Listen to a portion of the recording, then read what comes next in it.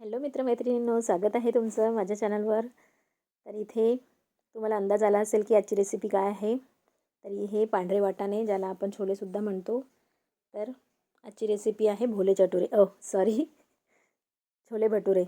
तर मी 5 ते 6 तास पांढरे वाटाणे भिजत घातलेले आणि त्याच्यानंतर त्याला कुकरला बॉईल करायसाठी ठेवले. आणि बॉईल करतेवेळी त्याच्यामध्ये खडे मसाले ॲड करायचे ते तुम्हाला, जसं की शहाजिरं, मिरे, दालचिनीचा तुकडा, दोन्ही प्रकारच्या वेलची, आणि त्याला 5 ते 6 शिटी काढून घ्यायच्या आहेत. मंद आचेवर शिजवून घेतलं की छोले व्यवस्थित शिजून जातात. आणि मसाल्यासाठी तुम्हाला इथे 2 मीडियम आकाराचे कांदे घ्यायचे आहे. त्याच्यानंतर 1 छोटी वाटी लसूण, 1 छोटा अद्रकचा तुकडा, आणि मसाला न भाजताच असाच पिसून घ्यायचा आहे. आणि 1 टमाटर बारीक चॉप करून घ्यायचा आहे. तुम्ही टोमॅटोची प्युरीसुद्धा बनवू शकता किंवा असे बारीक कापूनसुद्धा टाकू शकता. त्यानंतर भाजीसाठी पातेल्यात टाकून घ्यायचं आहे तेल, आणि तेल तापलं की त्यात तमालपत्र म्हणजेच तेजपत्ता टाकायचा आहे. आणि जो आपण मसाला पिसून ठेवलेला आहे तो सुद्धा टाकून घ्यायचा आहे. आणि सतत ढवळत राहायचं मित्रांनो, नाहीतर खालून लागू शकतो बरं का. आणि अशा प्रकारे मसाला थोडा शिजला की त्यात टाकायचं हिंग, आणि हिंग झाला की टाकायचे तुम्हाला 2-3 हिरवी मिरची. आणि परत मसाला शिजवून घ्यायचा आहे व्यवस्थित. आणि अशा प्रकारे तेल सुटायला लागलं की समजून जायचं की मसाला शिजला आहे. आणि त्यानंतर टाकायचे तुम्हाला काही मसाले. तर इथे मी 1 टेबलस्पून धनिया, 2 टेबलस्पून मिरची पावडर, 1 टीस्पून हळद, 1 टीस्पून नमक थोडं स्वादानुसारच टाकायचं. आणि त्यानंतर टाकून घ्यायचे तुम्हाला टमाटर, आणि थोडं पाणी टाकायचं टमाटर शिजायला. आणि आता बघू शकता इकडे मसाला बऱ्यापैकी शिजलेला आहे, म्हणजेच टमाटर नरम झाले की त्यात टाकायचे तुम्हाला कसुरी मेथी, आणि ढवळून घ्यायचं आहे. आणि त्यात टाकायचे आहे तुम्हाला उकळून ठेवलेले छोले, आणि छोलेसुद्धा व्यवस्थित मसाल्यामध्ये परतून घ्यायचे आहेत. छोले भटुरेची रेसिपी बनवायला थोडी डिफिकल्ट वाटते, परंतु खायला तेवढीच स्वादिष्ट लागते मित्रांनो.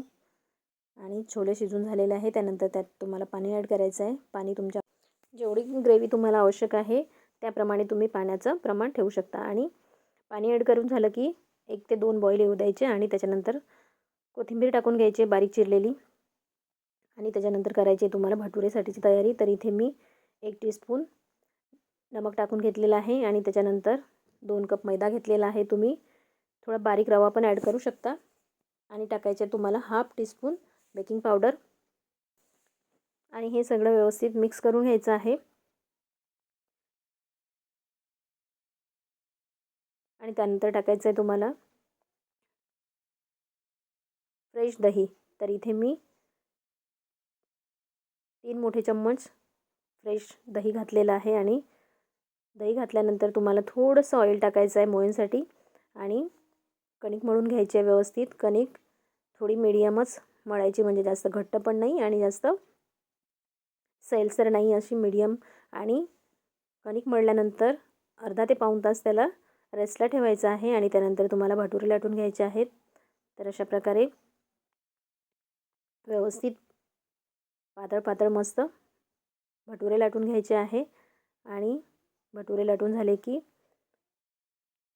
तेलावर मध्यम आचेवर ते तळून घ्यायचे आहेत तुम्हाला. तर बघा इकडे अशा प्रकारे मस्त मोठमोठे मी भटुरे लाटून घेतलेले आहेत. आणि आता तुम्हाला तळूनसुद्धा दाखवते आहे. तर इथे मी तेल तापत ठेवलेलं आहे, आणि एक एक भटुरा असं तेलामध्ये सोडायचं आहे. आणि तुम्ही बघू शकता आटा व्यवस्थित मुरला असला ना की असा एकदम मस्त फुलून वर येतो भटुरा. तर दोन्ही साईडने व्यवस्थित गोल्डन ब्राऊन होईस्तोवर तुम्हाला त्याला तळून घ्यायचं आहे. बेसिकली ही रेसिपी पंजाबी रेसिपी आहे मित्रांनो, परंतु आता काय सगळीकडेच सर्वच राज्यातले सर्वच प्रांतातले पदार्थ अगदी आवर्जून बनवतात आणि खातातसुद्धा.